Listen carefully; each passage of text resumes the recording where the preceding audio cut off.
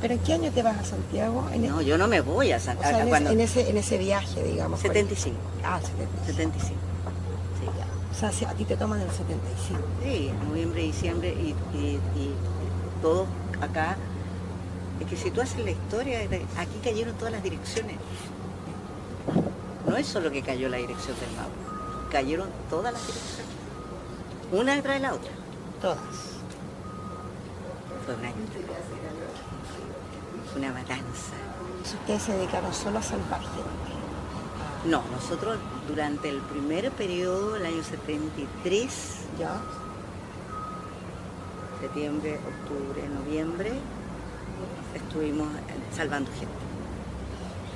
En diciembre yo creo que ya tomamos la decisión de que definitivamente no iban a venir los chinos por el Pacífico a salvarnos, ni los cubanos por el norte, ni nadie, todo lo contrario. Ahí descubrimos que los chinos habían sido los primeros en disponibilizarse para la junta militar.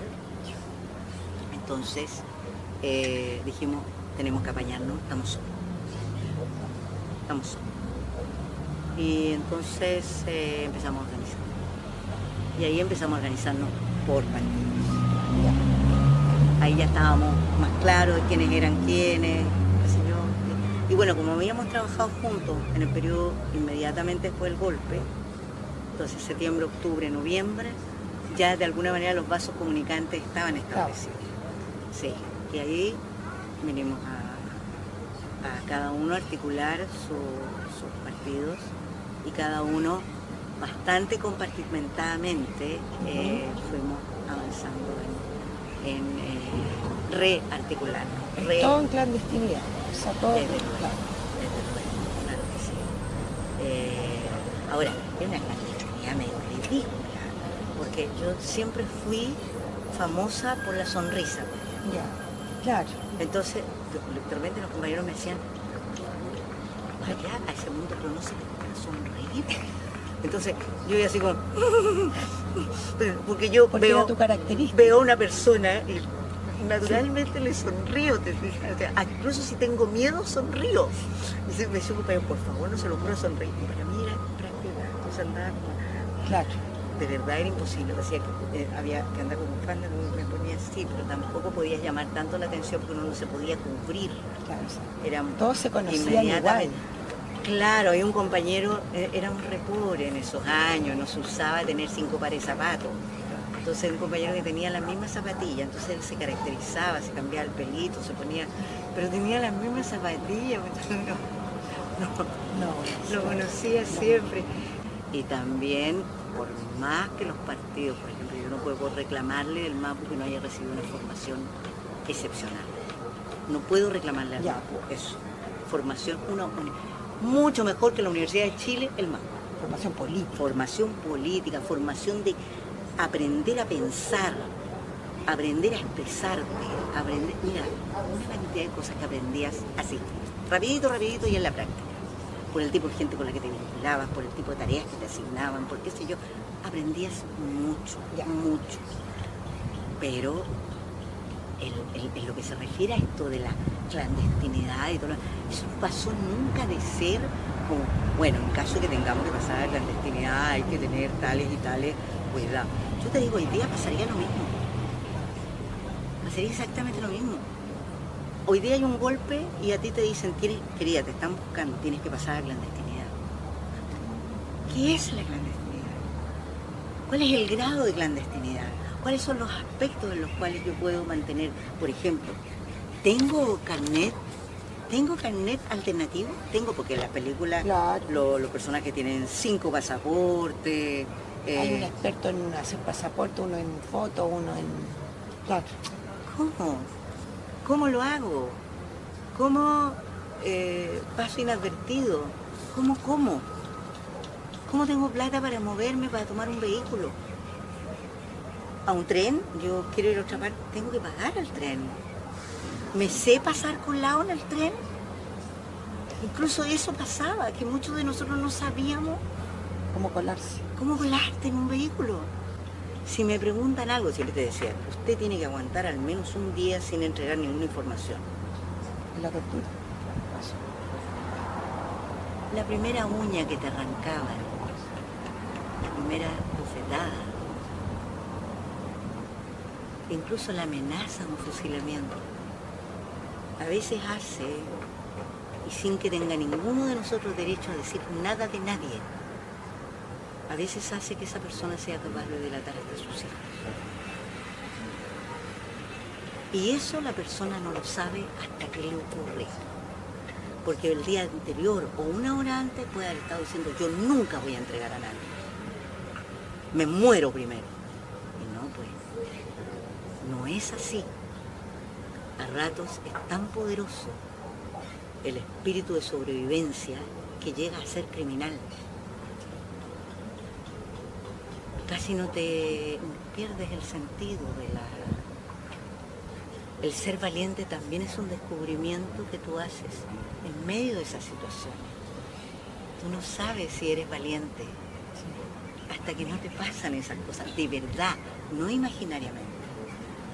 Entonces, es un aprendizaje doloroso, pero te lo aprendes ahí. Y nadie en su sano juicio se atrevería a querer invitar a alguien a aprender en la práctica los efectos de la violencia en tortura. Entonces, es una experiencia inenarrable, única, individual, y que tampoco creo yo, y en esto estoy segura que tengo un montón de personas que dicen que estoy equivocada, pero tampoco creo yo que tenga ningún partido, institución o persona derecho a pedirte en nombre de nada. Yo no aceptaría nuevamente en la vida que en nombre de nada yo me viera en una situación como la que Por eso también lucha. Estás ahí. ahora, pero también podría haber pasado que el terror me hubiera hecho decir hasta aquí. Como mucha gente lo hizo. Razonablemente también. O sea, esa persona reconoce sus límites y dice, yo hasta aquí. Este es mi límite. O sea, yo no más. No me hablen más de esto, yo no voy a poder con esto, no. Claro. Que eres un cobarde, que eres un descomprometido, una aquí, una allá, no cierto, no. Hay personas que, otras no, simplemente se fueron sintiéndose culpables de no estar, ¿te fijas? Y eso ha sido un daño pero enorme en la vida de esas personas. Porque la culpa la han llevado con ellos tremendo. Hay personas que han sufrido mucho, que se han muerto mucho antes que todos nosotros, que se han suicidado, porque en el fondo han guardado silencio, porque delataron a alguien, porque dicen no más, porque la próxima vez que me hagan bu, yo voy a delatar a mi mejor amigo y no quiero. Y se han quedado con esos dolores dentro del alma y no han dicho nada. Entonces, se suele decir, mujer igual violada. Sí. Yo te invito a hacer una reflexión.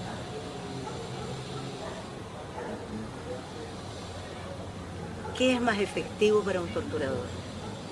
¿Violar a un hombre o violar a una mujer? ¿A quién derrota más? Porque el torturador lo que busca es destruirte espiritual y moralmente. ¿A quién derrota más cuando lo viola? O sea, en el patriarcado, Al hombre. hombre. Claro que sí. ¿Tú crees que los hombres de nuestra generación van a ser capaces de reconocer que fueron violentados sexualmente? Yo conozco a uno. Y del mapa. Yo también. Debe ser el mío. Carlos Bau. Claro. Falleció Carlos Sí. Bau. Fue mi alumno.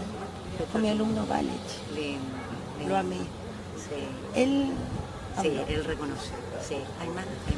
Ya. Hay más. Porque, por ejemplo, de la venda sexy, ¿Ya? ¿ya? Ahí había hombres también. La venda sexy no. Se dice que hay puras mujeres. No, Eso es lo que el cuento, digamos. Es que hubo violencia sexual, Sí. pero la violencia sexual como práctica política de destrucción del enemigo tiene que ver con echar abajo los cimientos morales, valóricos de las personas, indistintamente. Además, la izquierda en esos años no se permitía reconocer que tenía en sus filas diversidades sexuales. Y había. Pero por supuesto. Sí, como eso no se habla. Nosotros en el MAPU teníamos a un brillante, magnífico, autor de la tesis 2 del Congreso de marzo del 73, Kalki Glauser. Ya. Brillante, compañero que venía de la Comisión Política del Partido Comunista, donde fue puesto en cuestión en todos los sentidos porque aparentemente ya se daban cuenta Por de que pajarito, como le digo. Ya. dirigente de la Santa María, Aquí se llama. Kalki Glauser, murió en el exilio de SIDA, total y absolutamente abandonado.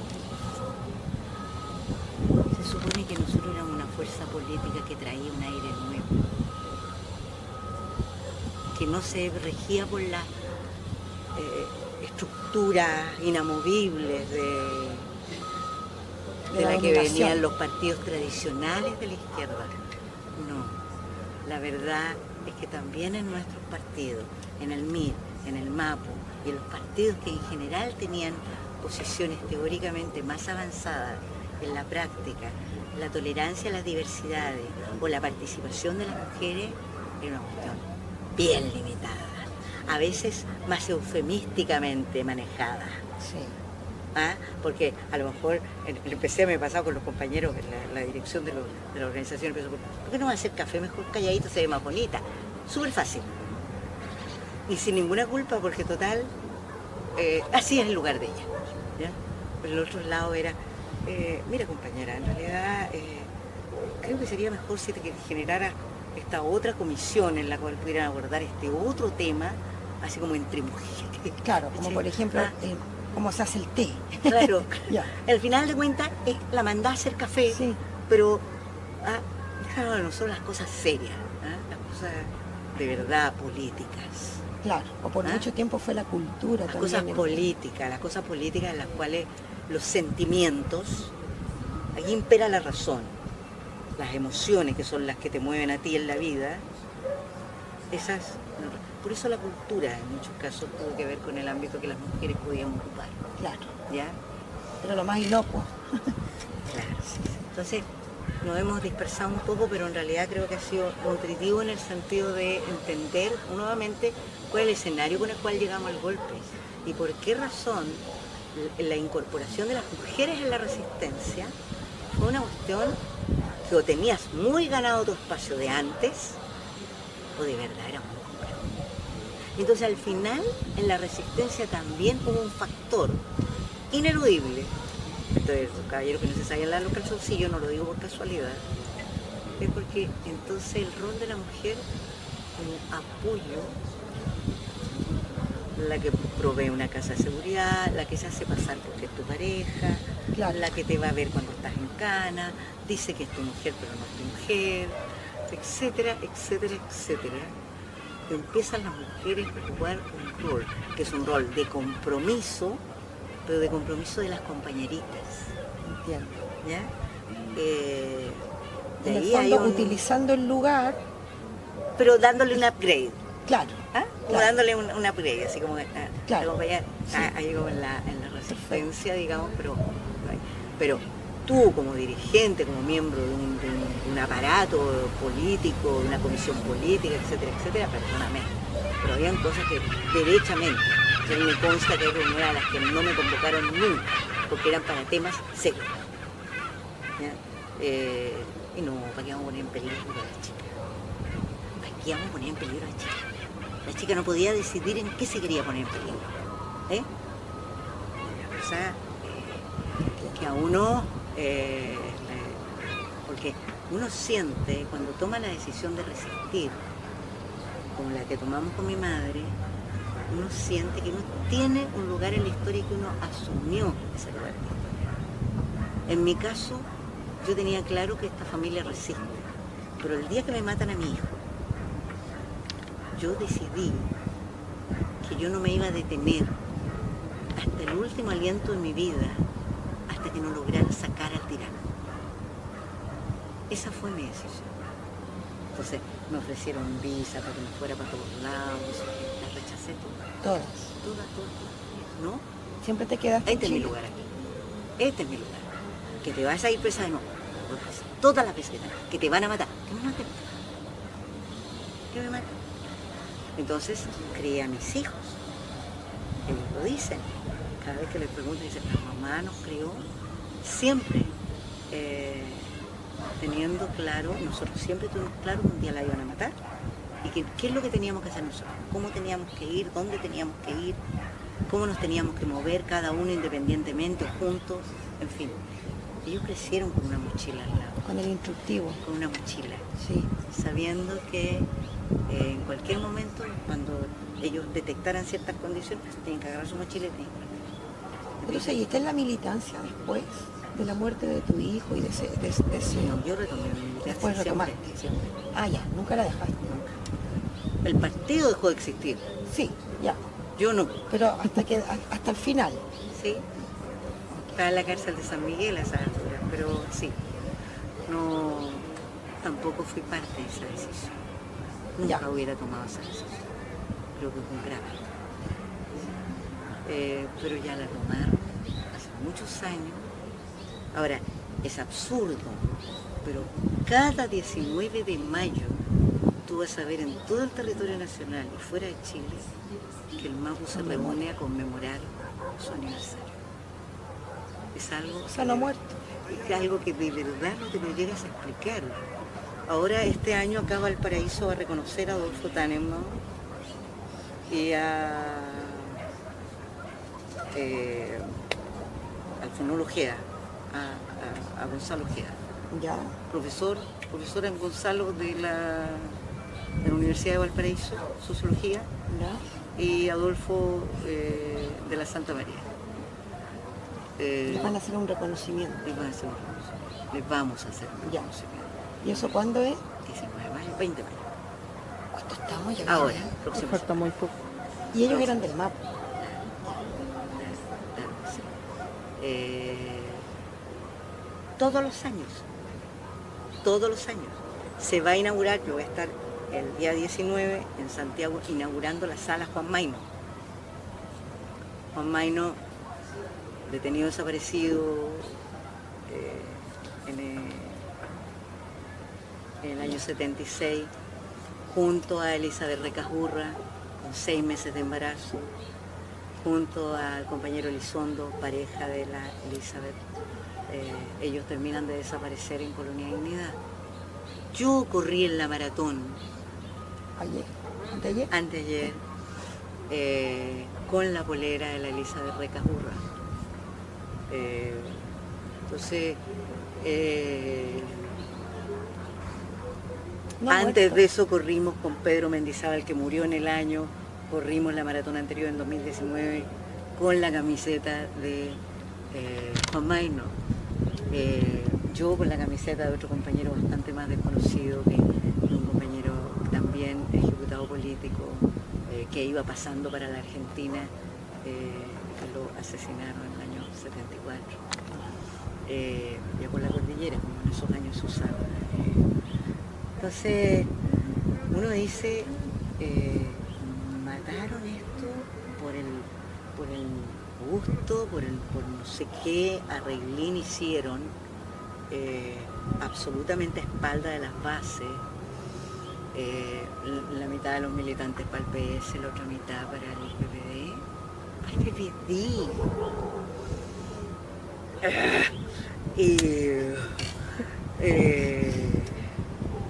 Y estamos así. Y seguimos año tras año conmemorando ese aniversario. Y es cierto, a lo mejor el MAPU de Concepción y el MAPU de Valparaíso eran completamente diferentes de otros, porque cada región tenía sus características. Pero definitivamente el suponer que estos eran partidos que de puros niños bien, de puros vieras gallo y Sí. que son toda gente con, nosotros llamábamos acá en Valparaíso con pecado original, porque venían de la ESI. Pero las generaciones que nos integramos después, ni siquiera estaba vivo Rodrigo Ambrosio cuando entramos nosotros. Ya había muerto, murió en la campaña de Salvador Allende. Ya.